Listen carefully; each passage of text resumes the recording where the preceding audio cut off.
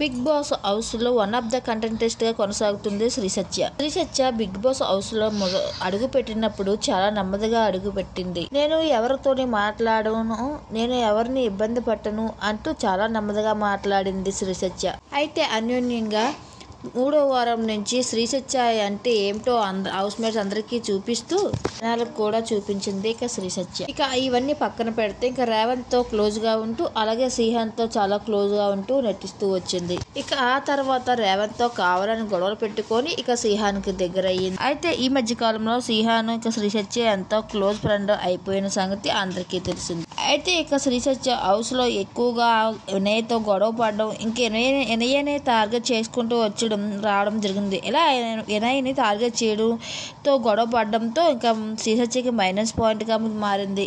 అయితే ఈ వారం వినయ్తో శ్రీసత్య జరిగిన గొడవలు శ్రీసత్యకి మైనస్ పాయింట్ గా మారింది కాబట్టి మారుతుంది. వీరిద్దరిలో ఎవరు ఎలిమినేట్ అవబోతున్నారు సోషల్ మీడియాలో ప్రచారం జరుగుతుంటే శ్రీసత్య ఎలిమినేట్ అవుతుందా లేదా ఆది ఎలిమినేట్ అవుతాడా, వీళ్ళిద్దరు లేకుండా ఇంకెవరైనా ఎలిమినేట్ అవుతారా అన్నది ప్రస్తుతానికి సస్పెన్స్ గా మారింది.